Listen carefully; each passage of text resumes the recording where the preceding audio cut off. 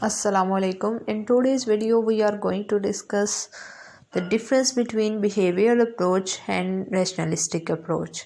Language की acquisition के हवाले से साइकोलिंग्विस्ट ने दो थीरीज़ जो हैं वो दी हैं, जो कि पहले बिहेवियर अप्रोच आई और फिर उसके बिल्कुल अपोजिट रैशनलिस्टिक अप्रोच।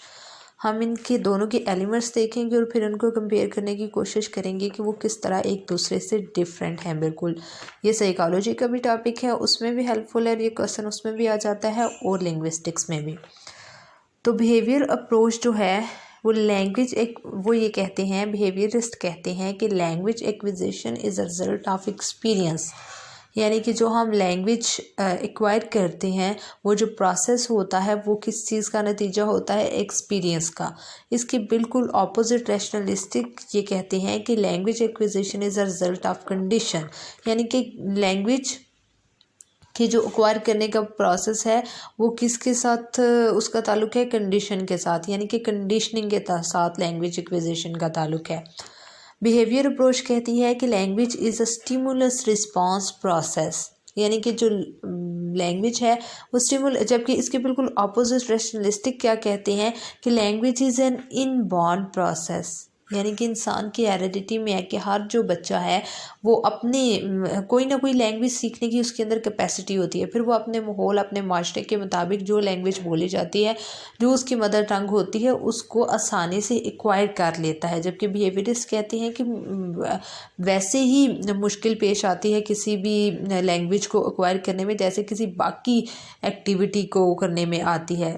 आगे हम देखते हैं, ये आ जाएगा। बिहेवियरिस्ट कहते हैं कि language is a condition behaviour, जबकि रैशनलिस्टिक कहते हैं कि language is not a behaviour like other behaviours but a species specific and species uniform mental process, यानी कि जिस तरह हम स्विमिंग सीखते हैं, डांसिंग सीखते हैं, बाकी एक्टिविटीज़ सीखते हैं, बाकी बिहेवियर्स सीखते हैं, उस तरह लैंग्वेज को हम नहीं सीखते, ये कहना है रैशनलिस्टिक्स का। जबकि बिहेवियरिस्ट कहते हैं कि जिस तरह हम दूसरे बिहेवियर सीखते हैं उसी तरह हम लैंग्वेज को भी सीखते हैं।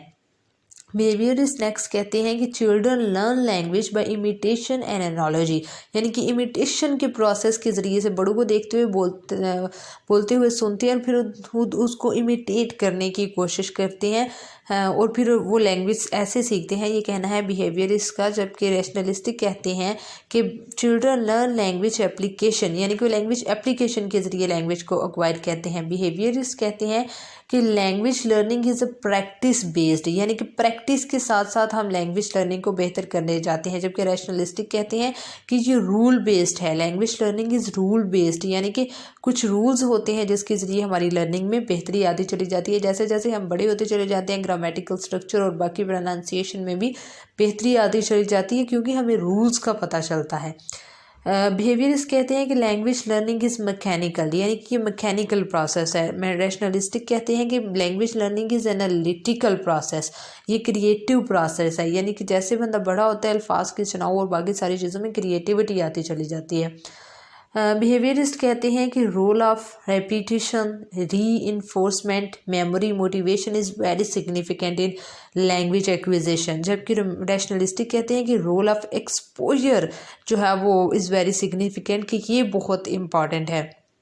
बिहेवियरिस्ट कहते हैं कि language acquisition is the result of maturity, यानी कि जैसे मिच्योर होते चले जाते हैं लैंग्वेज में तब्दीली आती चली जाती है। जबकि लैंग्वेज एक्विजिशन के हवाले से रैशनलिस्टिक का पॉइंट ऑफ व्यू ये है कि ये रिज़ल्ट ऑफ नेचर है, यानी कि हमारी नेचर में है किसी भी लैंग्वेज को एक्वायर करना जो हमारे माशरे में, और फिर उसके अंदर वक्त के साथ साथ बेहतरी लाते चले जाना।